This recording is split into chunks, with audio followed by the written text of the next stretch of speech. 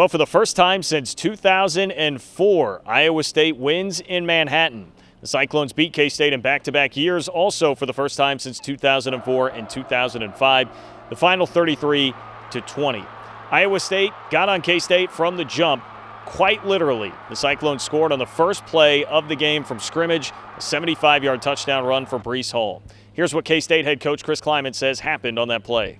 Two guys were in the same gap, and Breece spit it out, and then the guy that could have been our extra player took a bad angle. They blocked I forgot what play it was, I think it was stretch.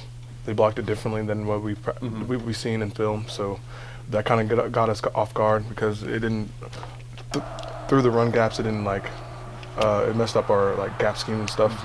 But then we fixed it the next drive because they tried to do the same thing, but we stopped them.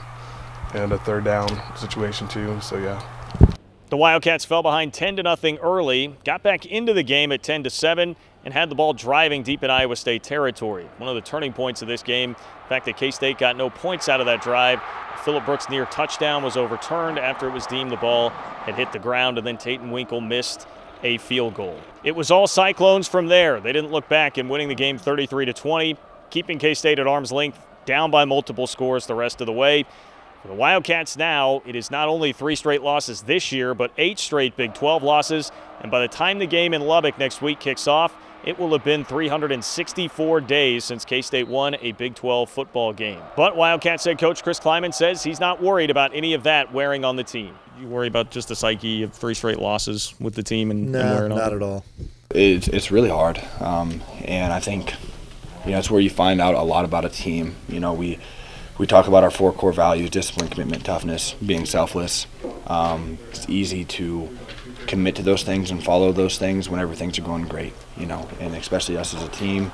Whenever you get challenged, it's coming off 3 losses, it's easy to, those goals don't mean anything. This is about me. I'm just going to get mine and leave, and whatever the case may be.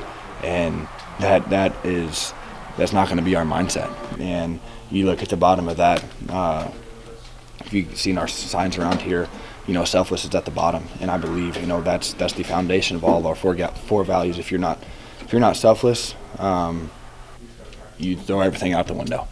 As I mentioned, next up the Wildcats will hit the road to take on Texas Tech. The Red Raiders are now 5-2 after knocking off the Kansas Jayhawks today.